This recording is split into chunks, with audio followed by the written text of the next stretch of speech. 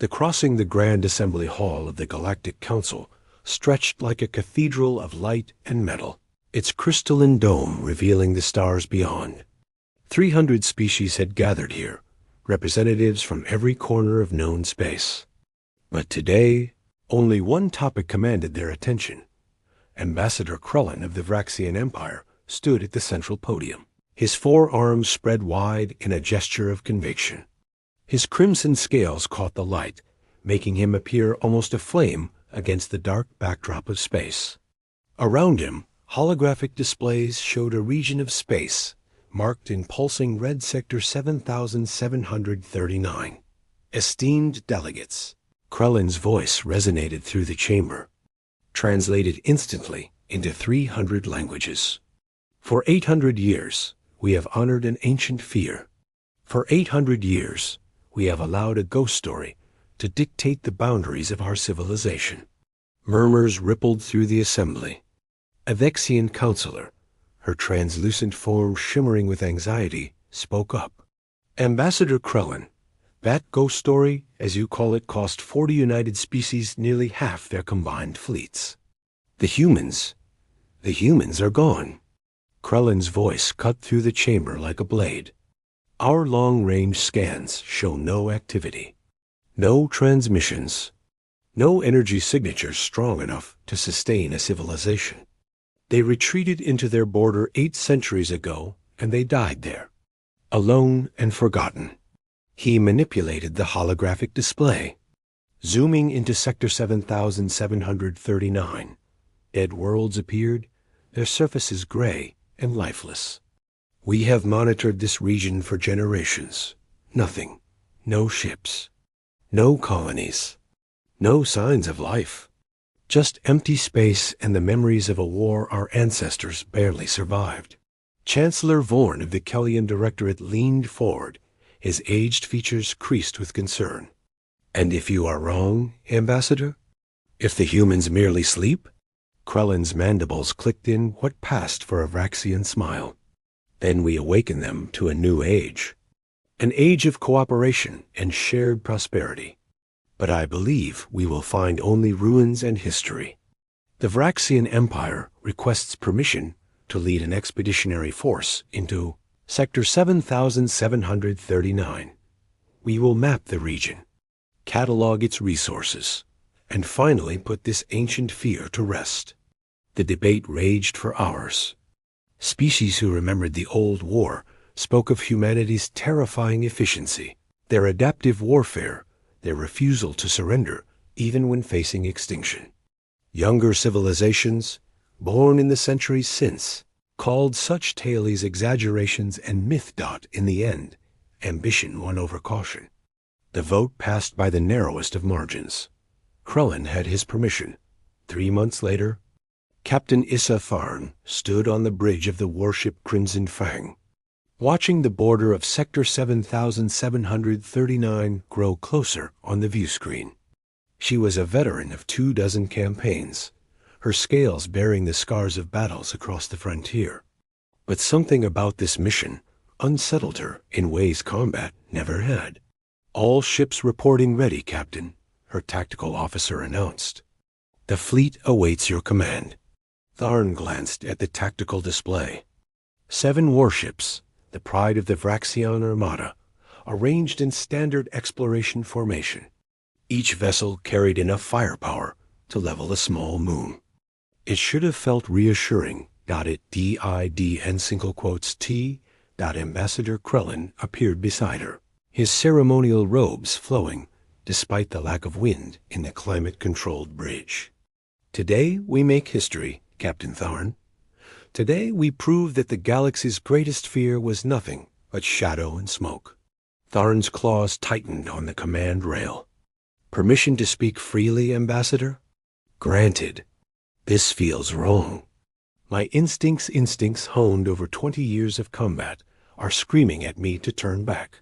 The old war records that survived, the fragments we have, they all describe the humans as patient, strategic. What if their silence is intentional? What if this border is not a retreat, but a perimeter? Krellin's expression hardened. Your instincts are noted, Captain.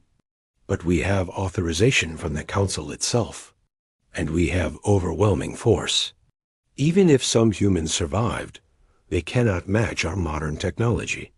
The galaxy has advanced for 8 centuries, while they hid in the dark. Tharn said nothing. She had made her objection. What happened next would be on Krellin's head. All ships, she commanded, her voice steady despite her doubts. Cross the border. Maintain formation. Sensors to maximum range. And keep your weapons ready. The 7 warships surged forward, crossing an invisible line that no vessel had dared breach in 800 years. For the first hour, nothing happened. Sector 7739 appeared exactly as the long-range scans had suggested, empty. They passed through system after system, finding only dead worlds and silent stations. On one planet, Tharn's science team detected the ruins of a city. Its structures collapsed and overgrown with alien vegetation. Whatever civilization had built it was long gone. See, Captain? Krellin gestured at the data streaming across the displays. Ghosts and shadows. Nothing more. But Tharn noticed something else. The ruins were too uniform, too deliberately arranged, as if they had been preserved rather than abandoned. Ambassador, look at this. Her science officer, a young Vraxian named Kellex, brought up a detailed scan. The decay patterns don't match natural deterioration. These structures were maintained at a specific level of decay. Someone wanted them to look abandoned. Before Krellin could respond, the communications officer spoke up. Captain, we're detecting a signal. Very faint, but it's definitely artificial. Coming from the 4th planet in this system. Tharn's combat instincts flared. Source? Appears to be an automated beacon. Ancient design, but still functional. It's broadcasting on a loop. Put it through. The bridge fell silent as static filled the air. Then, through the noise, came a voice. It spoke in perfect galactic standard, the lingua franca of interstellar commerce, though the accent was strange and the pronunciation archaic. To those who hear this message, you have entered human space. This is not an invitation. This is not a welcome. You have been warned. Turn back now while you still can. This is the first and only warning you will receive. The border exists for your protection, not ours. The message repeated, then fell silent. The bridge remained quiet for a long moment. Tharn felt her scales prickle with instinctive dread. Ambassador, I strongly recommend we continue, Krellin interrupted. It's an automated message, probably hundreds of years old, designed to frighten away explorers. It means nothing.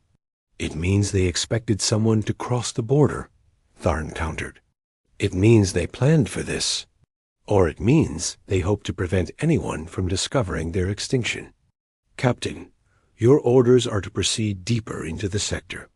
Or do I need to relieve you of command? Tharn's jaw clenched. No, Ambassador. We'll proceed. But she ordered all ships to battle readiness. And she trusted her instincts enough to deploy additional sensor drones. Extending their detection range as far as possible, Dot. It was those drones that first detected the anomaly. Captain, we're picking up strange readings, Kellex reported, his voice uncertain. Multiple sources, distributed throughout the sector. They appear and disappear at irregular intervals. Like something is watching us and doesn't want to be seen. Can you identify the sources? Negative. Whatever technology they're using, it's beyond our sensors' ability to analyze. The signatures don't match any known propulsion or energy system. Tharn studied the tactical display. The anomalous readings formed a pattern around her fleet, not threatening, not approaching, but definitely present. Observers, sentinels. Hail them, she ordered. Asterisk, the communications officer tried every frequency, every protocol. Silence answered. They're not responding, Krellin noted. Perhaps they're automated defense systems, also ancient and failing. But Tharn didn't believe that. The readings were too precise, too coordinated. Whatever was out there, it was intelligent, and it was watching them with purpose. Days passed as the fleet pushed deeper into Sector 7739. They catalogued 18 star systems, all showing the same pattern: abandoned settlements, dead worlds, and those persistent, elusive sensor contacts that shadowed their every move. Then, on the 6th day, something changed. "Captain, the scout ship Swift Talon is reporting unusual readings," the tactical officer announced. "They've detected what appears to be a massive structure in orbit around a gas giant in the next system. Size estimates are—" "Captain, this can't be right. Show me." The view screen shifted to display the data from Swift Talon. What Tharn saw made her blood run cold. An artificial structure, vast beyond comprehension, hung in space like a dark moon. It was at least 500 kilometers in diameter, its surface smooth and black, absorbing light rather than reflecting it. No windows, no obvious weapons, no visible propulsion. It simply existed, silent and ominous. Asterisk. "By the void," Kellex whispered. "That's larger than any space station ever constructed. Larger than anything theoretically possible with known engineering." "Captain Tharn," Swift Talon's commander came through on the comm, his voice tight with barely controlled fear. "We're reading massive energy signatures from that structure. It's active. Whatever it is, it's been waiting for us." Before Tharn could respond, the structure did something impossible. It moved, not with visible thrusters or engines. It simply shifted position, rotating to face the approaching Swift Talon with deliberate mechanical precision. And as it turned, a portion of its surface illuminated, not with light, but with something else. Something that made their sensors scream in protest. "Swift Talon, fall back immediately," Tharn ordered. "All ships, battle stations, weapons hot." But it was already too late. The structure pulsed once with that strange dark light. The Swift Talon signal distorted, pixelated, then vanished completely from their sensors. Gone. Not destroyed, not disabled, simply erased from existence. Tharn's bridge erupted into controlled chaos. Officers shouted reports. Weapons systems charged. The remaining 6 warships of the fleet adjusted formation, preparing for combat against an enemy they couldn't understand. Ambassador Krullen stood frozen, his 4 arms hanging limply at his sides, staring at the view screen where the structure continued to rotate slowly, patiently, as if waiting for them to make the next move. "What have we done?" he whispered. Captain Tharn gripped her command rail, every combat instinct she possessed screaming that they were outmatched, outgunned, and out of their depth. But she was a warrior, and warriors didn't flee. Not yet. "All ships, maintain position. Charge all weapons. Prepare for—" The sensors screamed again. More structures were appearing on long-range scans. Dozens of them, hundreds, all throughout the sector, lying dormant until now. They were coming online. And somewhere in the darkness of Sector 7739, something ancient and patient had finally decided to respond. The humans were awake. Asterisk. The awakening. The bridge of the Crimson Fang had become a prison of flashing red lights and urgent alarms. Captain Issa Tharn watched her tactical display with growing horror as more structures materialized across the sector. They weren't appearing. They had always been there, hidden, waiting. "Status report," she barked. "Multiple contacts, Captain." Her tactical officer's voice cracked with stress. 73 confirmed structures, all matching the profile of the one that ... That took Swift Talon. They're distributed throughout the sector in a grid pattern. "We're completely surrounded." Tharn's mind raced through tactical scenarios. Everyone ended in annihilation. Communications? Any response to our hails? Nothing, Captain. Complete silence. Ambassador Krellin had finally recovered from his shock, though his scales had paled to a sickly pink. This is impossible. Our intelligence showed nothing. 800 years of monitoring, and we detected nothing. Because they didn't want us to, Tharn replied coldly. Kellex, analysis. What are those structures? The science officer worked frantically at his station, his claws dancing across holographic interfaces. Best guess? Sentinel stations. Automated defense platforms. But Captain, the energy readings. They're operating on principles our physics can't explain. It's like they're pulling power from somewhere else. Another dimension, maybe, or the lights dimmed. Every screen on the bridge flickered. The ship's system stuttered, and for one terrible moment, Tharn thought they were about to suffer the same fate as Swift Talon. But the systems recovered, and something new appeared on their communications array.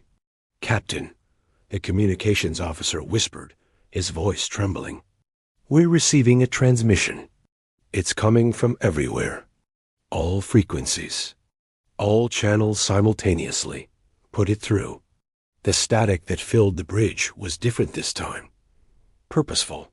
And then, cutting through the noise, like a knife through flesh, came a voice. It was human, unmistakably human, but there was something else beneath it. Something vast and ancient, and utterly inhuman in its patience. Vraxian vessels. You were warned. You crossed a boundary that has stood for 8 centuries. You have trespassed into human space. The voice was calm, almost gentle. That made it infinitely more terrifying.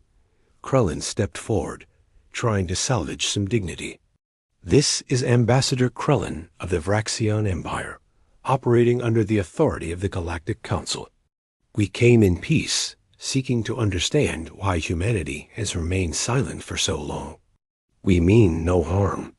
Silence stretched for long seconds. When the voice returned, there was something almost like amusement in it. You mean no harm. You bring warships. You invade sovereign territory after explicit warning. You ignore an 800-year-old boundary established for your own protection. And you claim peace. We didn't know you still existed. Krellin protested. The galaxy believed humanity extinct. We came to explore, to discover. You came to conquer, the voice interrupted, still calm. Your council debates included proposals for colonization, for resource extraction, for claiming human worlds as spoils of discovery. We heard every word, Ambassador. We have always been listening. Tharn felt ice spread through her veins. They had been monitored. The entire time. Humanity had watched the Galactic Council's deliberations, heard their plans, and prepared accordingly. How? She asked, unable to stop herself. How did you hide from 8 centuries of sensor sweeps? Captain Tharn, a warrior asking warrior questions. We respect that. The voice shifted, addressing her directly. We did not hide, Captain. We evolved. While your civilization squabbled over trade routes and territorial disputes, we asked different questions. We pursued different paths. And we learned to exist in ways your sensors cannot detect. Another screen lit up, displaying an image that made Tharn's combat instincts scream. A ship, human-made, she knew instinctively, though it resembled no vessel from the old war records. It was massive, easily 3 times the size of her flagship, but sleek, organic in its curves, as if grown rather than built. Its surface was a dark mirror that seemed to bend light around it. The second scout ship, Shadow Strike, is reporting proximity alerts, the tactical officer announced. That vessel appeared next to them. No engine signatures. No propulsion detected. It just appeared. That's impossible, Kellex breathed. You can't move a ship that size without generating detectable energy signatures. The physics, your physics, the human voice corrected. We've had 800 years to explore alternatives. 800 years of isolation to think, to experiment, to advance without the distractions of galactic politics. The human ship moved. Like the Sentinel stations, it simply shifted position without visible means of propulsion, placing itself between Shadow Strike and the exit vector from the system. "You're holding us hostage," Krellin accused. "No, Ambassador. We are teaching you a lesson, one that should have been learned 800 years ago." Suddenly, Shadow Strike's signal distorted. Tharn watched in horror as the ship's hull began to shimmer, its structure becoming translucent. The crew's panicked transmissions cut through the bridge, speakers' screams of confusion and terror as their ship phased out of normal space. Then, as abruptly as it began, the effect stopped. Shadow Strike solidified again, fully intact, its crew alive but shaken. "That was a demonstration," the voice explained. "We could have erased your ship from existence, Captain Tharn. We could erase all of you. The technology to do so has been perfected for 6 centuries. But we are not the monsters you feared. We are not the vengeful genocidal species your legends describe. Then what are you?" Tharn demanded. "We are what you forced us to become. Survivors, watchers, the guardians of a boundary that protects both sides." Another display activated, showing historical footage. Tharn recognized it immediately, scenes from the old war. Human ships, primitive by modern standards, fighting desperately against overwhelming odds. 40 species, united in their fear and greed, attempting to crush a young civilization before it could threaten their dominance. "Your ancestors feared our potential," the voice continued. "So they tried to eliminate us. They failed. We fought them to a standstill. But the cost. The images shifted, showing human worlds burning, colonies destroyed, billions dead. The cost was too high. We realized then that the galaxy was not ready for us. That coexistence would always be threatened by fear and prejudice. So you abandoned us," Krellin said quietly. "We quarantined ourselves. For your protection and ours. We established this border and promised to remain within it. In return, the galaxy agreed to leave us in peace. That treaty has stood for 800 years, Ambassador. Until today." Tharn's tactical display flashed urgent warnings. More human ships were appearing throughout the sector, dozens of them, each one a masterpiece of technology that made her warships look like primitive toys. They didn't form in aggressive formation. Instead, they spread out in a precise pattern, creating a web of overlapping fields that her sensors couldn't properly analyze. Asterisk. "You're going to destroy us," she said flatly. "No, Captain. We're going to send you home." Before Tharn could process those words, Blazing Sun, one of her heavy cruisers, vanished from sensors. Not destroyed, transferred. Her communications officer confirmed it seconds later. "Captain, Blazing Sun is reporting they're back at the border. One moment they were here. The next, they're 8 systems away." One by one, her ships began disappearing. Not violently, not with the terror of swift talons near erasure, but efficiently, clinically, like pieces being removed from a game board by a player who had already won. "Stop!" Krellin shouted. "We surrender. We'll leave. Just stop. You don't understand yet, Ambassador. Let us show you why the border exists." The view screen changed. Instead of showing external space, it displayed something else. Earth, the human homeworld, recorded in real time. But it wasn't the blue marble from historical records. The planet was encased in a shell of megastructures, its entire surface transformed into something that blurred the line between world and machine. Orbital rings connected to surface towers that reached into space. Cities of impossible size sprawled across continents, But that wasn't what made Tharn's scales go cold around Earth. The star itself had changed. Massive structures surrounded it, a Dyson swarm. She realized with mounting horror. Humanity had harnessed their entire star. And beyond that, she could see the signatures of similar constructs in neighboring systems. "This is why we isolated ourselves," the voice explained. "Not because we feared the galaxy, but because the galaxy feared what we could become. And they were right to fear, Ambassador. We evolved beyond the constraints that limit your civilizations. We mastered physics you haven't discovered. We built technologies that would destabilize galactic politics just by existing." Tharn understood now. Humanity hadn't retreated in defeat. They had removed themselves from the equation to prevent their very existence from triggering another war. A war the galaxy couldn't possibly win. "The border protects you," the voice continued. "It ensures we don't spread. It ensures our technology doesn't leak into galactic civilization before you're ready to handle it responsibly. We chose isolation not out of weakness, but out of responsibility. And we violated that," Krellin whispered, the full weight of his arrogance finally crashing down on him.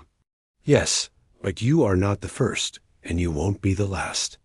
Every few generations, someone gets ambitious. Someone decides the old warnings are just legends. And every time, we send them home with the truth."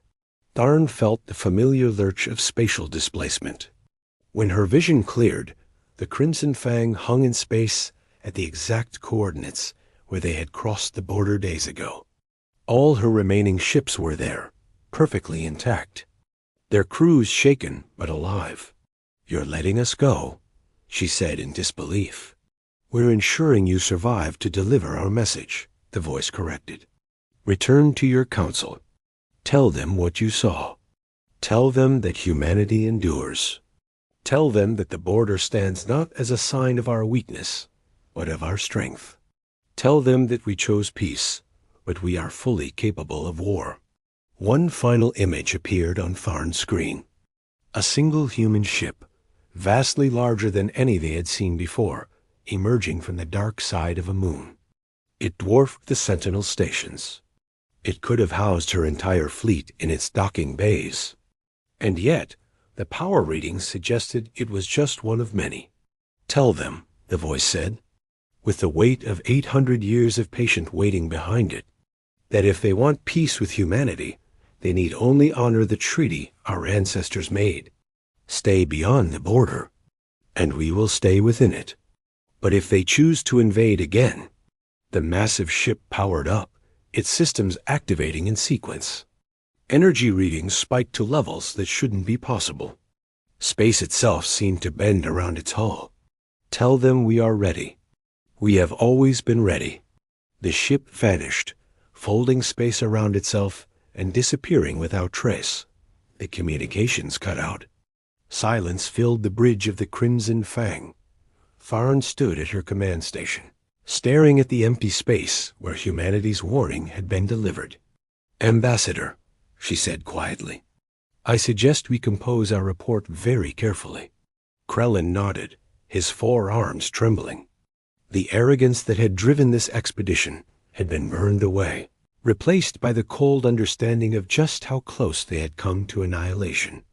Not because humanity was cruel or warlike, but because they had evolved so far beyond the galactic norm that mercy itself was an act of incomprehensible restraint. 3 weeks later, Krellin stood once again before the Galactic Council. But this time, he did not speak with confidence. This time, his words carried the weight of terrible truth. "Humanity lives," he began, his voice hoarse. "They did not die. They did not fade into history. They evolved. And they have been watching us this entire time." The chamber erupted into chaos. Accusations flew. Some called him a liar. Others demanded military action. Chancellor Vorn called for silence, his ancient face grave. "Show us," he commanded. Krellin activated the recordings. Every delegate watched in growing horror as the Vraxian fleet encountered technology that defied understanding. They saw ships that moved without propulsion. They saw structures that could erase vessels from existence. They saw Earth transformed into something that blurred the line between planet and machine. When the recordings ended, the chamber remained silent. They could have killed us, Krellin said into that silence. They had the power to erase our entire fleet in seconds. Instead, they sent us home with a message. The border stands. It has always stood, not to protect them from us, but to protect us from them. Then what do we do? The Vexian counselor asked, her voice small and frightened.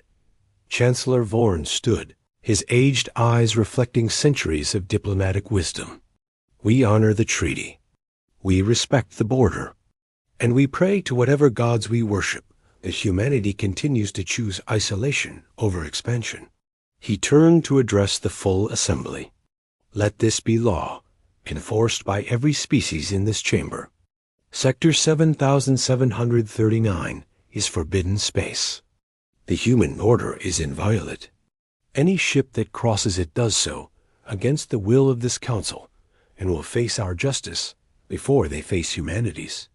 The vote was unanimous.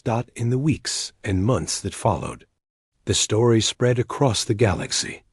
Some called it propaganda. Others called it myth.